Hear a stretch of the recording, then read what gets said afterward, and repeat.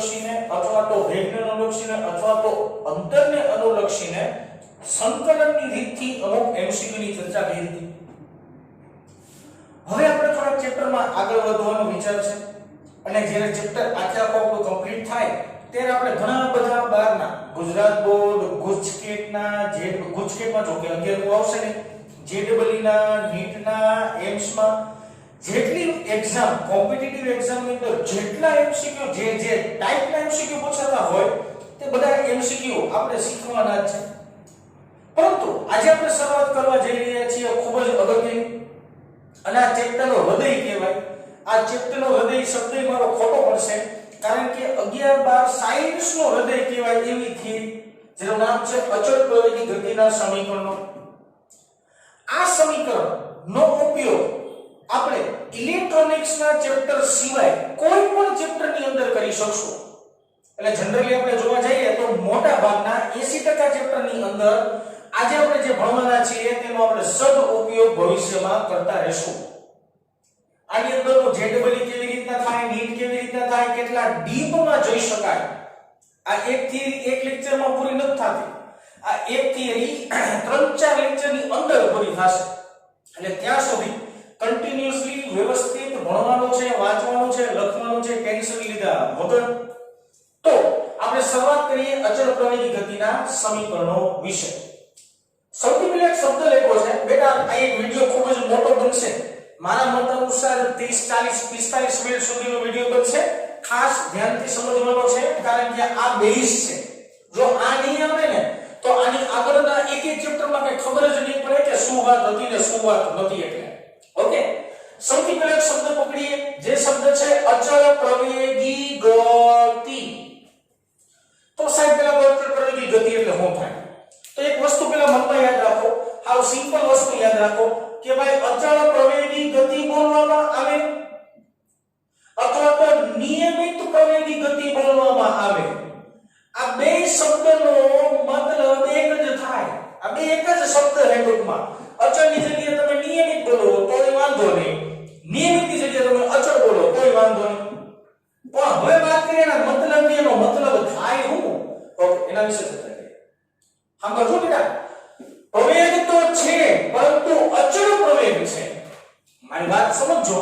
પ્રવેગ હવે છે ને અમુક વસ્તુમાં તમારે લાઈવ થવું પડશે. લાઈવ કેમ થવું પડશે? એનો મતલબ શું છે સમજાવું તમને કે આપણે છે ને અત્યાર સુધી શબ્દ યાદ રાખતા, ગોખતા અને વ્યાખ્યા ગોખી લેતા. એમ નહીં, શબ્દ પકડાઈ જવો જોઈએ, સમજાઈ જવો જોઈએ અને પ્રેક્ટિકલી કેમ વાપરી શકાય ને તમને ખબર પડતી હોવી જોઈએ. એટલે આજનો લેક્ચર ઇમ્પોર્ટન્ટ છે, હું તમને કહું છું. અચળ પ્રવેગી ગતિ એટલે શું? તો કે સાહેબ પ્રવેગ તો છે જ અને અચળ પ્રવેગ છે. તો આવી ગતિને અચળ પ્રવેગી ગતિ કહેવાય. પ્રવેગી હોવો જોઈએ, પ્રવેગ હોવો જોઈએ. એટલે પ્રવેગ એટલે શું? તો કે પ્રવેગ એટલે સાહેબ વેગમાં ફેરફાર સમય સાથે થાય તો પ્રવેગ ઉત્પન્ન થાય.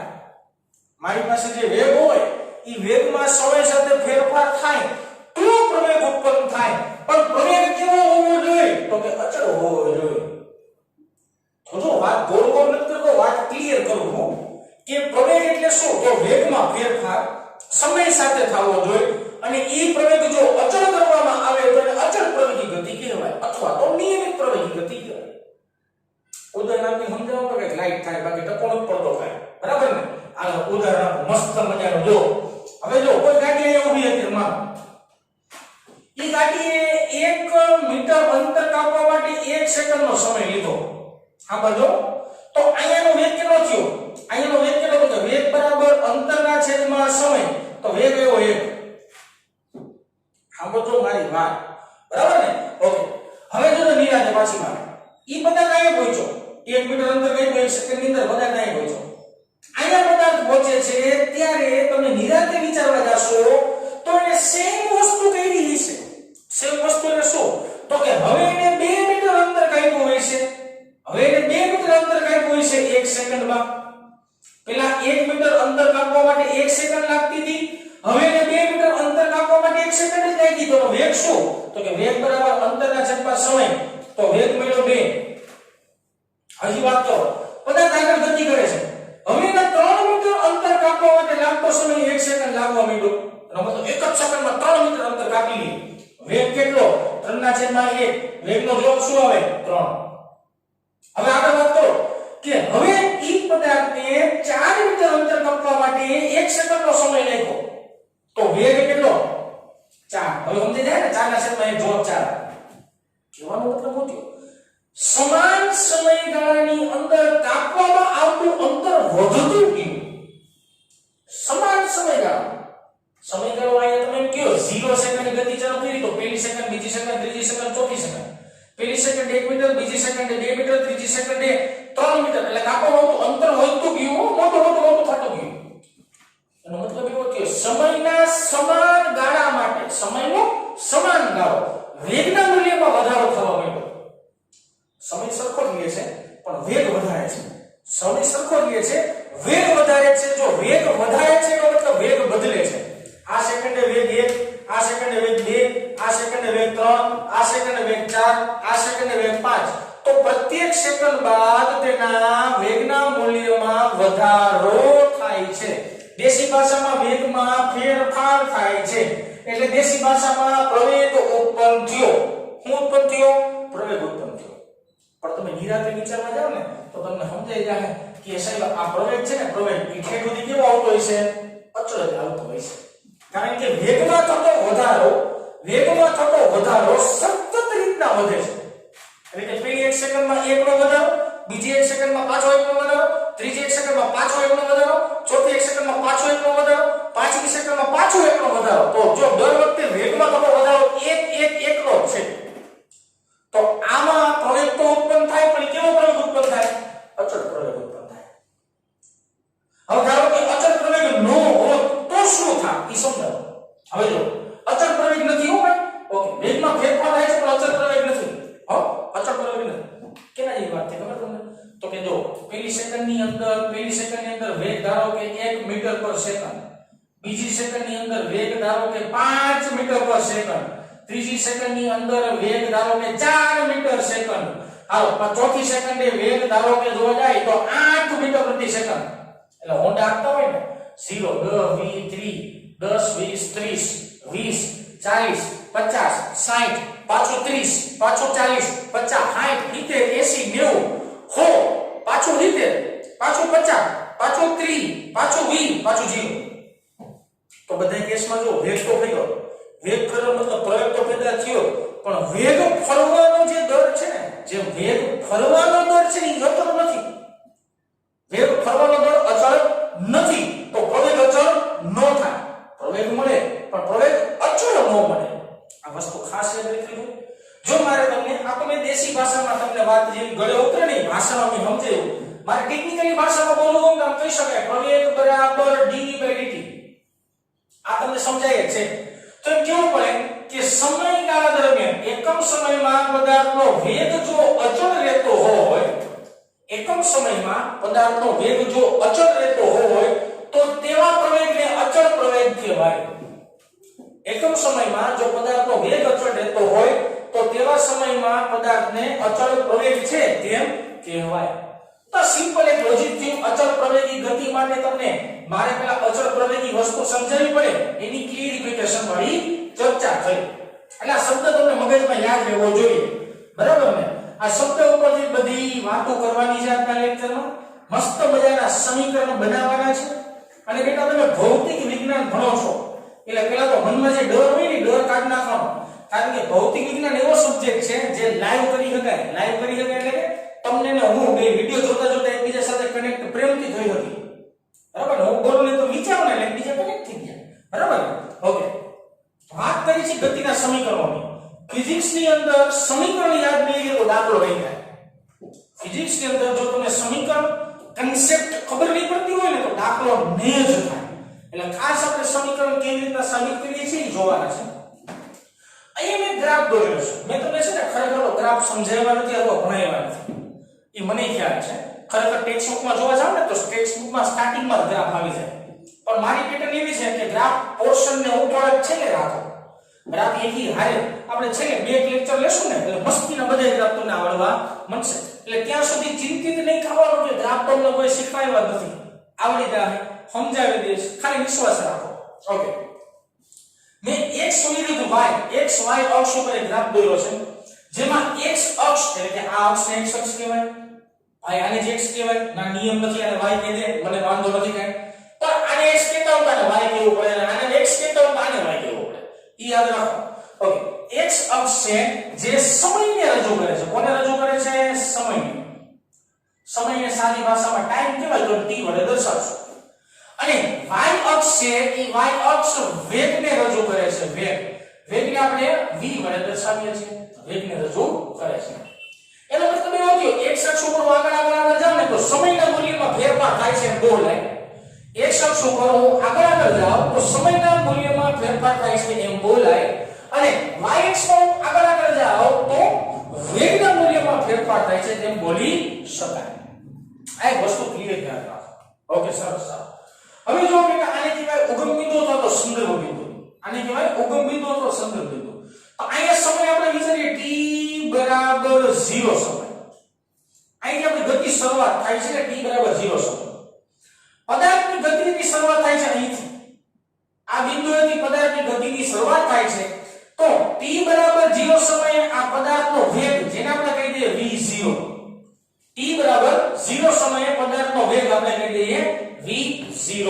તો આપણે સાદી ભાષામાં થોડું બાજુમાં લખવા જાવું હોય તો આમ કહી શકાય કે t બરાબર 0 સમયે પદાર્થનો વેગ v0 છે.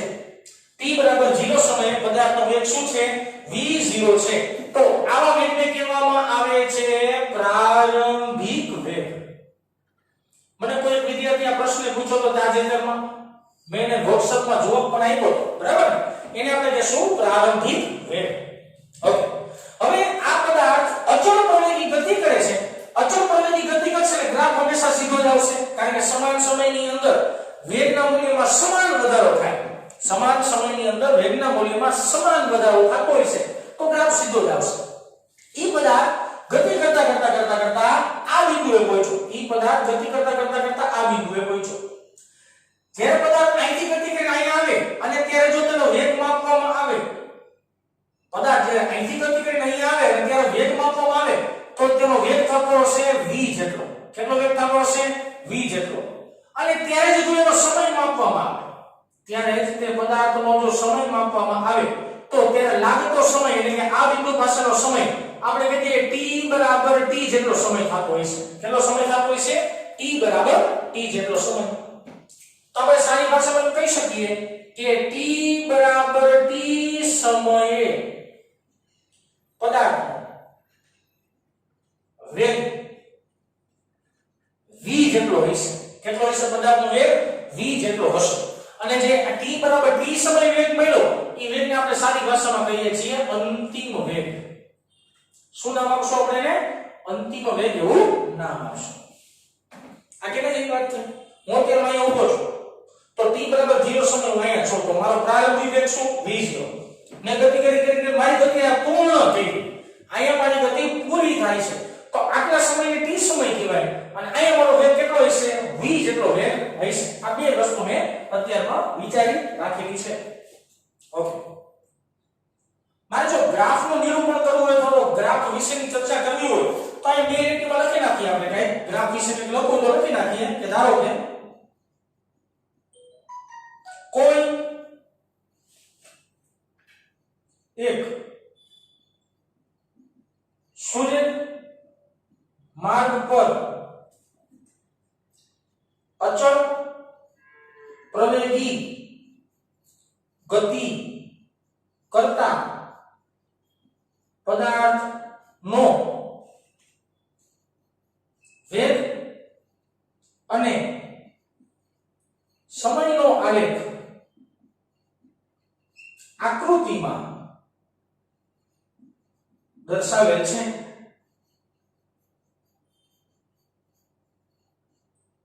ધારો કે કોઈ એક સૂર્યક માર્ગ પર અચળ પ્રવેગી ગતિ કરતા પદાર્થનો વેગ અને સમયનો આલેખ આકૃતિમાં દર્શાવેલ છે.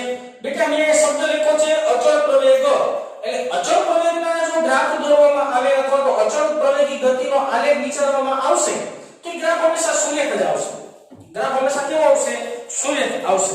અને તમારા મનમાં પ્રશ્ન થાય કે સાહેબ સૂર્ય એટલે કેમ? જો સમજાવો આ જણાવ જો સૂર્ય એટલે કેમ? તો કે તમે એક આવી રીતના દોર્યો છો તો આને સૂર્ય જ કહેવાય, અહીંથી દોરો તો આને સૂર્ય કહેવાય, અહીંથી દોરો તો આને સૂર્ય જ કહેવાય, અહીંથી આમ દોરો તો આને સૂર્ય કહેવાય, અહીંથી આમ દોરો તો આને સૂર્ય કહેવાય, અહીંથી આમ દોરો તો એને સૂર્ય કહેવાય. દેશી ભાષામાં ગમે ત્યાંથી ગ્રાફ ચાલુ થાય પણ જ્યાંથી ગ્રાફ ચાલુ થાય ત્યાંથી ગ્રાફ સીધો હાલવો જોઈએ, આડા અવળા વળાંક લેવો જોઈએ નહીં, તો આ ગ્રાફને સૂર્ય ગ્રાફ કહેવાય. ઓકે, સરસ. તો આ આકૃતિનું વર્ણન અથવા તો આની ચર્ચા થઈ અને આ જે બે મુદ્દા જેમાં પ્રારંભિક વેગ અને અંતિમ વેગ વિશેની ચર્ચા મેં કરી. ઓકે, આગળ વાત કરીએ આમાં નવી કંઈક આગળ વાત વિચારીએ. હવે અહીંથી શેનો થિયરી લખો છો? તમારે લખવાનું કેવી રીતના? સૌથી પહેલા ચાર લીટી પછી આલેખ અને આલેખ ઉપરથી આ બે પોઈન્ટ. હજી એકવાર આ ચાર લીટી આલેખ અને પછી આ બે પોઈન્ટ, બરાબર ને? હવે પછીનું કેલ્ક્યુલેશન અહીંથી ચાલુ કરું છું. હવે પછી જે ચર્ચા થઈ આપણે અહીંથી ચાલુ કરીએ. સિમ્પલ વસ્તુ વિચારવામાં આવે તો આલેખનો ઢાળ તમે જોવા જશો તો આલેખનો ઢાળ કેવો મળશે? તમને અચળ મળશે. કેવો મળશે? આલેખનો ઢાળ અચળ મળશે. શું કરવા કામ કહી શકાય કે આલેખ સુરેખા છે તે પરથી બધા બિંદુ પાસેનો ઢાળ સમાન મળે.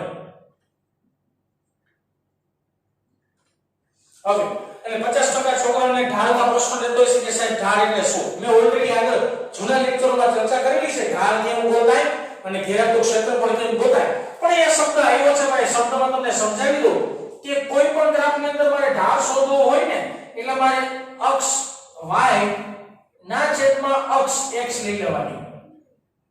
આ બેનો ભાગાકાર કરશો ને જે જવાબ આવશે એ ઢાળનો આવશે.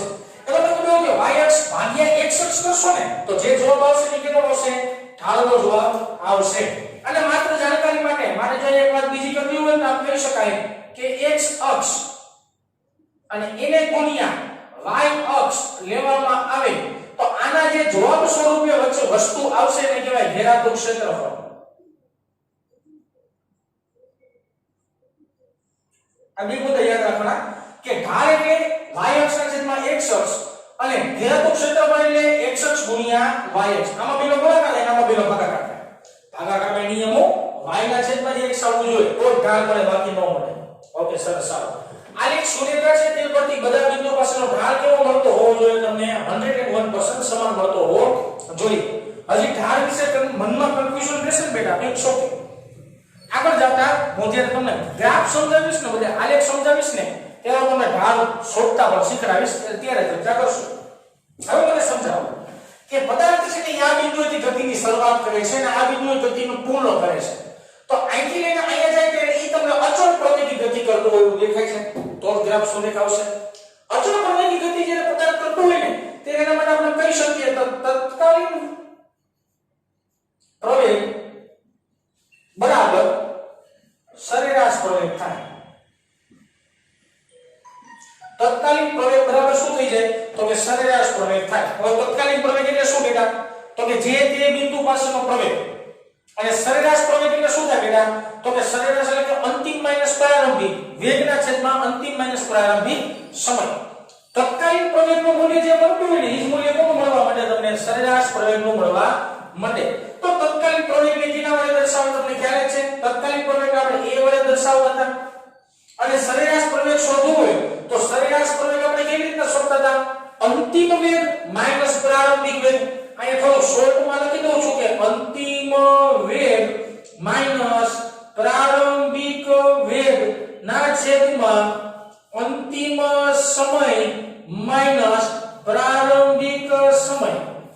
આવું સમીકરણ મૂકશો એટલે તમને શું મળી જશે?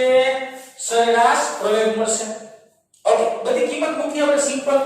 a અંતિમ વેગ સાથે શું કીધું છે? v માઈનસ પ્રારંભિક વેગ સાથે શું કીધું છે? v0 છેદમાં અંતિમ સમય શું કીધું છે? તો અંતિમ સમય t બરાબર t અને પ્રારંભિક સમય શું છે? 0 છે. તો આને સારી રીતના લખો તો કેમ લખાય? a બરાબર v minus v0 by t લખાય. અથવા તો t ને તમે સામે લઈ જાઓ તો આને કેમ લખાય? a t બરાબર v માઈનસ v0 લખાય.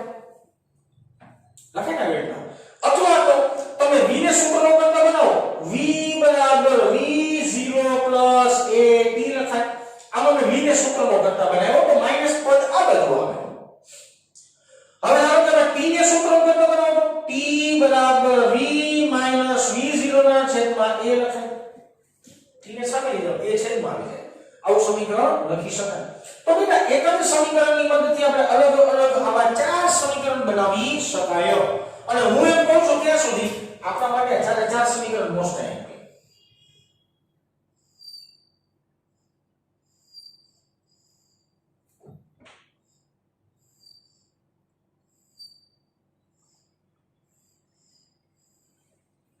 આ ચાર સમીકરણો મોસ્ટ આઈએમપી સૌથી વધારે પ્રચલિત સમીકરણ ને સૌથી વધારે પ્રચલિત સમીકરણ આ છે એટલે હું શું કહું છું આ એક સમીકરણ યાદ રાખો આની ઉપરથી તમને અલગ અલગ સમીકરણ બનાવતા ઓટોમેટિકલી આવડી જાય તો આજના લેક્ચરમાં સમીકરણોમાં પહેલું સમીકરણ આ થયું આ બધાય સમીકરણનું નામ આપી દઉં છું સમીકરણ નંબર 1 આ બધા સમીકરણ આપણે સમીકરણ નંબર 1 નામ આપી દીધો બરાબર ને ચારે એક જ નામ આપ્યું એક નંબરનું સમીકરણ યાદ રાખવા માટે ઓકે સરસ આ એક કથા પૂરી થઈ આપણે અહીંયા નજી બીજી કથા વિચારી કે ધારો કે કોઈ પદાર્થ t બરાબર 0 થી t બરાબર t સુધી જાય એટલે કે આ ગતિ કરે સુધી ગતિ કરે ત્યારે તેનું સ્થાનાંતર ધારો કે x જેટલું છે સ્થાનાંતર x જેટલું છે ડાયરેક્ટ એમ લખી નાખો તો ચાલશે બરાબર ધારો કે કોઈ પદાર્થ t બરાબર 0 સમયથી t બરાબર t સુધી જાય એટલે કે પદાર્થ ગતિની શરૂઆત અહીંથી કરે છે અને પદાર્થ ગતિની પૂર્ણ અહીંયા કરે છે તો એ કાપેલું અંતર અથવા તો સ્થાનાંતર કેટલું થતું હોય છે x જેટલું થતું અહીં સાઈન પ્રોપર લખી નાખીએ કે સ્થાનાંતર x જેટલું થતું હશે ઓકે એટલે કે પદાર્થનું સ્થાનાંતર બેટા શું વિચારી લીધું પદાર્થનું સ્થાનાંતર ને x વિચારી લીધું પદાર્થનું સ્થાનાંતર x ને ક્યારે વિચાર્યું તો કે t બરાબર 0 સમયથી લઈને t બરાબર t સમયગાળા સુધીનું એટલે કે પદાર્થ પોતાની ગતિ શરૂઆત કરે ને પૂર્ણ કરે ને એની વચ્ચેનું સ્થાનાંતર કેટલું થતું હોય છે x જેટલું થતું હશે હવે તારે શોધવું છે આ આલેખમાં સ્થાનાંતર હવે તમને આલેખમાં સ્થાનાંતર શોધતા તો આવડતું નથી તો મારે શીખવવું પડશે ઓકે આલેખમાં જ્યારે સ્થાનાંતર શોધવું હોય ને ત્યારે હંમેશા શું ગોતી લેવાય ઘેરાતું ક્ષેત્રફળ ગોતી લેવાય આલેખમાં જ્યારે સ્થાનાંતર શોધવાનું હોય ને ત્યારે તમારે શું ગોતી લેવાય ઘેરાતું ક્ષેત્રફળ એનો મતલબ એવો કે તમને ઘેરાતું ક્ષેત્રફળ શોધતા આવડી જાય એટલે સ્થાનાંતર શોધતા આવડી જાય આ લખી દઉં છું સાઈડમાં યાદ રાખવા પડતું કે તમારે જે આલેખની અંદર સ્થાનાંતર શોધવું હોય ત્યારે તમારે ઘેરાતું ક્ષેત્રફળ શોધી લેવાય તમે જ્યારે ઘેરાતું ક્ષેત્રફળ ગોતી લેશો તેને સાદી ભાષામાં શું કહેવાય સ્થાનાંતર કહેવાય તો આજ આકૃતિની અંદર મારે ઘેરાતું ક્ષેત્રફળ ગોતવું હોય તો ઘેરાતું ક્ષેત્રફળ એટલે આટલો ભાગ થયો આટલો ભાગ કારણ કે x ગુણ્યા y તો આટલી x અક્ષ અહીંયા સુધીની x અક્ષ અને અહીંથી અહીંયા સુધીની y અક્ષ આટલી y અક્ષ આ વચ્ચેનો જે ભાગ છે આખો ભાગ એ આખા ભાગને શું કહેવાય ઘેરાતું ક્ષેત્રફળ કહેવાય કારણ કે ઘેરાતું ક્ષેત્રફળનો મતલબ થાય x ક્રોસ y ઓકે હવે જો સિમ્પલ વિચારો આનો ક્ષેત્રફળ ગોતવું બહુ ઈઝી છે કેવી રીતના જો સમજાવો જ્યારે કોઈ પણ રીતના વિચિત્ર તમને જગ્યા લાગે ને ત્યારે રીતના ભાગ પાડ નાખવાના અને ભાગ એવી રીતના પાડવાના કે તમને ક્ષેત્રફળ સહેલાઈથી મળે તો હું જોઈ શકું છું કે આ જે ભાગ બન્યો ને લંબચોરસ ભાગ બન્યો આ તમને કેવો ભાગ મળ્યો લંબચોરસ રાઈટ લખી નાખો લંબચોરસ આ તમારી જાણકારી માટે છે લખવાની જરૂર નથી તમારે હું લખું છું તમારે લખવાનું આ જે ભાગ બન્યો ને આ જે ભાગ ઈ ભાગ મને ત્રિકોણ લાગે છે હવે હું કહું કે સાહેબ મારે ઘેરાતું ક્ષેત્રફળ શોધવું છે તો મતલબ શું થાય કે ત્રિકોણનું ક્ષેત્રફળ વત્તા લંબચોરસનું ક્ષેત્રફળ કરી નાખો તો જે જવાબ આવશે ઈ શું આવશે ઘેરાતું ક્ષેત્રફળ તો આ સિમ્પલ ઘેરાતું સ્થાનાંતર x કહી દો તો x બરાબર લખી શકાય કે ત્રિકોણનું ક્ષેત્રફળ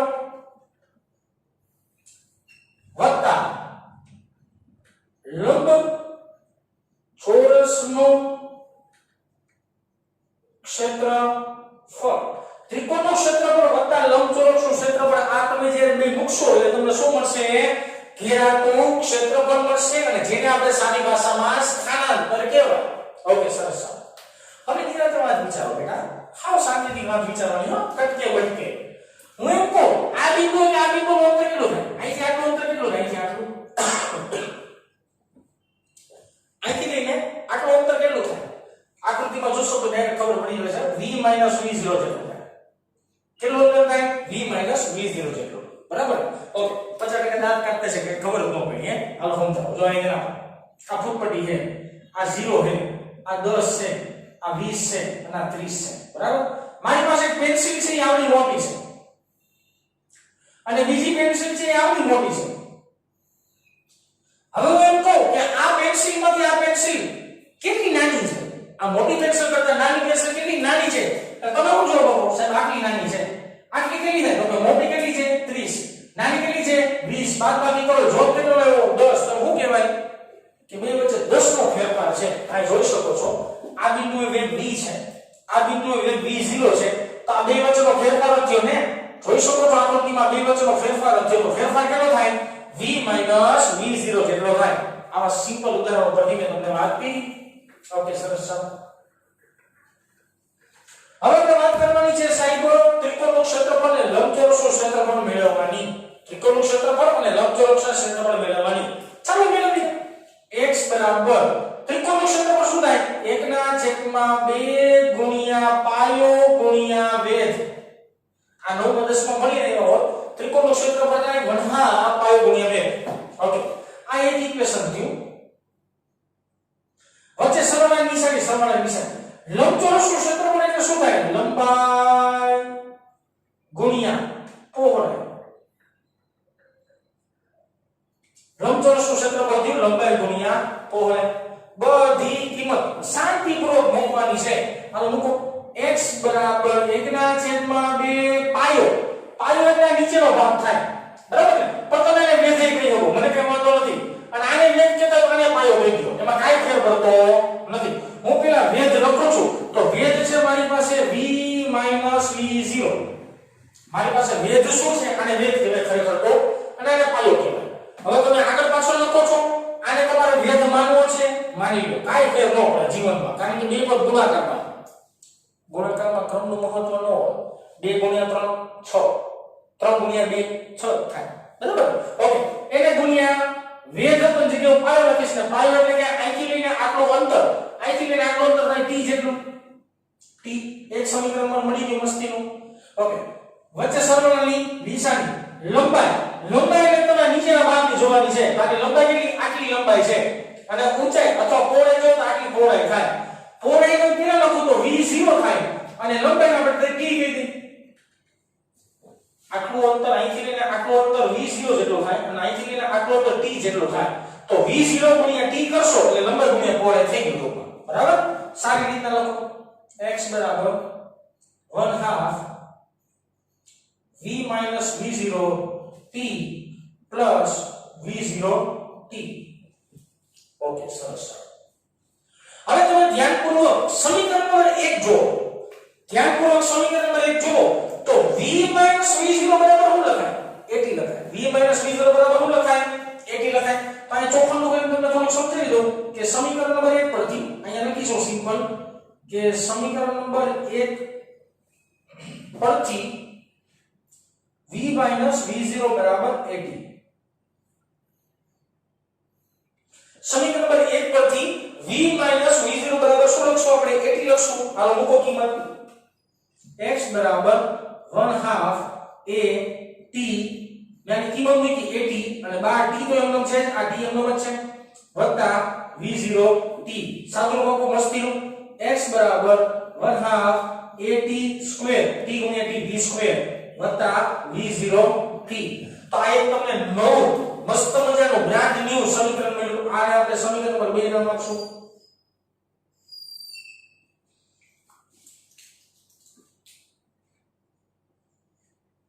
સમીકરણ નંબર 2 ખાસ સમજવા જેવી બાબત છે બેટા આમાં મેં ખાલી કિંમત જ મૂકી છે બીજું મેં કઈ નવું કર્યું નથી બરાબર ઓકે સરસ ચાલો તો આવા સમીકરણ મેળવીને કે સિમ્પલ આમાં કઈ હાઈ ફાઈ ફિઝિક્સ નથી ખાલી નાના નાના આપણે લોજિક મૂકી એવા આપણે સિમ્પલ સમીકરણ બનાવવાના છે અને આવા સમીકરણ બનાવી રાખો આગળ વધી રાખો હજી આમાં સાદું રૂપમાં મારે આગળ વધવું હોય તો વધી શકાય તો કેવી રીતના હજી વિચારજો આજે બે સમીકરણ થી આપણે ચાર સમીકરણ સુધી પહોંચવાનું છે ચાર સમીકરણ સુધી પહોંચી જવાની વાત છે કાયદેસર બરાબર ને ઓકે હવે ધ્યાન રાખો બેટા હું આ સમીકરણને થોડું સાઈડમાં લઉં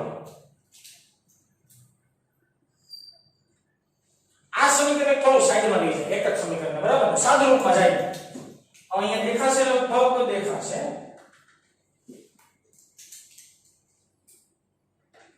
સાદું રૂપ દેવા તૈયાર હો બરાબર ને તો સાદું રૂપ આપણે મસ્ત મજામાં વિચારીએ x બરાબર આ 1/2 ને અહીંયા અંદર ગુણીએ t ને અહીંયા અંદર ગુણીએ તો શું થશે 1/2 vt 1/2 ને અંદર ગુણ્યા t ને અંદર ગુણ્યા વચ્ચે બાદબાકી નિશાની 1/2 v0t 1/2 આ v0 ના t બધાનો ગુણાકાર કર્યો અને છેલ્લે છે વત્તા v0t છેલ્લે શું છે પદ v0t ઓકે સરસ પેલું પદ એકદમ લખો પેલા પદમાં કઈ હરી નથી કરતા 1/2 vt માઈનસ હવે જો આ આખું પદ છે ને અડધું પદ છે આખું પદ કહેવાય અડધું પદ કહેવાય આખામાંથી અડધું બાદ કરો તો કેટલું વધે આખામાંથી અડધું બાદ કરો તો કેટલું વધે અડધું વધે એટલે વત્તા 1/2 v0t ઓકે આ સમીકરણ સમજી જાવ છો બેટા અહીંયા v0t ની આગળ કાઈ ન તો એક લખાય લખી નાખો એક તો એક પદ કહેવાય અને એકના છેદમાં બે તો અડધું પદ કહેવાય આખા પદમાંથી અડધું પદ બાદ કરો શું વધે અડધું પદ વધે તો આને આપણે આવી રીતના પણ લખી શકીએ ને બેટા x બરાબર v પ્લસ v0 ના છેદમાં 2 અને બ્રેકેટ ની બહાર લખી નાખીએ t v plus v0/2 into t પણ લખી શકાય તો આપણું સમીકરણ આવ્યું એક મસ્ત મજાનું બીજું નવું એક સમીકરણ બન્યું થોડાક સાદા રૂપમાં ફેરફાર કર્યા તો નવું સમીકરણ મળ્યું આ એટલે સમીકરણ નંબર 3 ઓકે સમીકરણ નંબર 3 ની અંદર એક વસ્તુ ખાસ વિચારવા જેવી જે નોંધપાત્ર બાબત છે કે v v0/2 ને સારી ભાષામાં કહેવાય સરેરાશ વેગ કહેવાય શું કહેવાય બેટા સરેરાશ વેગ કહેવાય સાહેબ આની પહેલા સરેરાશ વેગ ભણાવ્યું હતું તો કંઈક અલગ ભણાવ્યું હતું ઈ તો સરેરાશ વેગ આવું કંઈ હતું નહીં તો આને કા સરેરાશ વેગ કહેવાય બેટા કહેવાય કેવી રીતના કહેવાય જો સમજાવો કોઈ એક બિંદુથી બી બિંદુ વચ્ચેનું સરેરાશ મૂલ્ય લેવું તો સરેરાશ મૂલ્ય કેમ લેવાય પહેલાનો સરવાળો વત્તા બીજાનો સરવાળો છેદમાં 2 પહેલાનો સરવાળો વત્તા બીજાનો સરવાળો છેદમાં 2 એનો મતલબ એવો થયો કે જો કોઈ પદાર્થ અચળ પ્રવેગી ગતિ કરતું હોય તો જ આ સમીકરણ લાગુ પડે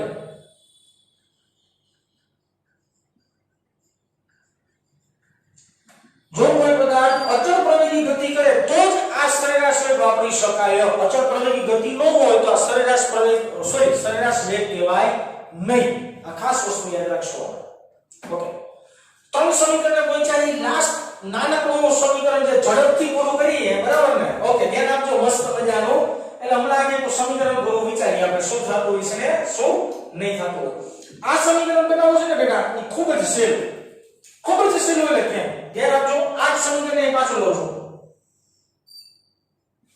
ઓકે સમીકરણની અંદર જે t દેખાય છે ને મને સમીકરણની અંદર જે t દેખાય છે ને t એની જગ્યાએ મારે કાંઈક કિંમત મૂકવાની ઈચ્છા છે સમીકરણની અંદર જે મને t મૂકા દેખાતી હોય એ જ સમીકરણની અંદર મારે કાંઈક નવું કરવાની ઈચ્છા છે આ સમીકરણમાં t ની જગ્યાએ તમે કિંમત મૂકી શકો અથવા તો તમારે એનો શોર્ટકટ રસ્તો મેળવો ને બેટા હાલો અઘરો નહીં થોડું ભેગું કરો તમારા માટે તો આ સમીકરણ ઉપર સમીકરણ નંબર 3 ને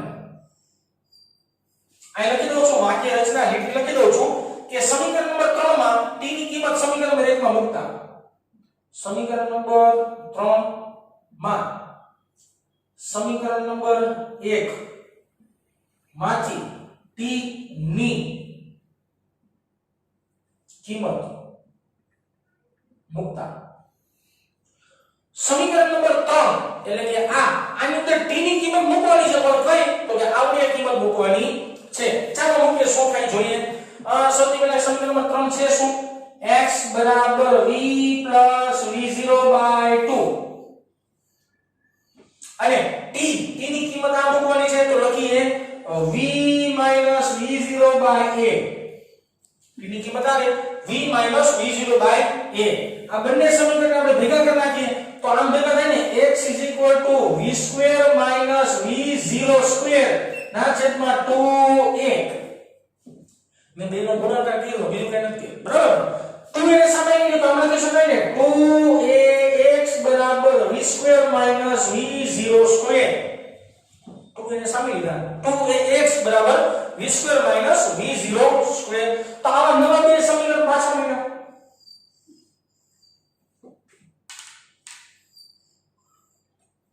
આ બંને સમીકરણ આપણે નામ આપી દઈએ સમીકરણ નંબર ધારો કે 4 દઈ દઈએ તો સમીકરણ નંબર 1 સમીકરણ નંબર 2 સમીકરણ નંબર 3 સમીકરણ નંબર 4 આ ચારે સમીકરણને અચળ પ્રવેગી ગતિ માટેના સમીકરણ કહેવામાં આવે છે આ બધાય સમીકરણ તમને ખાસ આવડતા હોવા જોઈએ બધાય સમીકરણ તમને યાદ રહેવા જોઈએ એક એક પોઈન્ટ હું તમને જે અલગ અલગ આવી રીતે સાઈડમાં લઈને જે પોઈન્ટ સમજાવું છું ને બેટા ઈ છેલ્લે આપણે ડાઉટ લેક્ચર જ્યારે ગોઠવીએ ને ડાઉટ લેક્ચર ત્યારે હું તમને બધાય પોઈન્ટ યાદ દેવડાવીશ કે યાદ રાખજો હું તમને આવું બોલીને દેતો મેં લેક્ચરમાં આવું બોલ્યો હતો એટલે એક એક વસ્તુ તમારે નોટબુકમાં આવી રીતના છાપી નાખવાની બધી વસ્તુ તમારે સમજવાનો પ્રયત્ન કરવાનો એક આ વસ્તુ તમારા માટે થોડીક નવી છે કારણ કે આપણે ગ્રાફ શીખાનથી પણ આ તમને સમજી જેવી છે એવી બધી વિચિત્ર કે અઘરી નથી કે તમને ટપો જ ન પડે કે વાત શું થઈ ગઈ તો આખું બોર્ડ હોમવર્કમાં આ વખતે 5 વાર કરજો કારણ કે આ વસ્તુ છે ને બેઝ છે આની પરથી જેડબલ યુનિટ કેવું મસ્ત મજાનું થાય કેવું જોરદાર વિચારી હકે ને ઈ હું તમને આના પછીના અમુક લેક્ચરમાં સમજાવીશ આવતા લેક્ચરમાં એકાદો એમસીક્યુ કરશું એકાદી નાનકડી થિયરી કરશું એવું કરીને આ જ બોર્ડ આપણે 4 થી 5 લેક્ચર સુધી સતત ભણવાનું છે તો આજે આપણે અહીંયા સુધી રાખી બેટા આ ખાસ હોમવર્કમાં વ્યવસ્થિત લખજો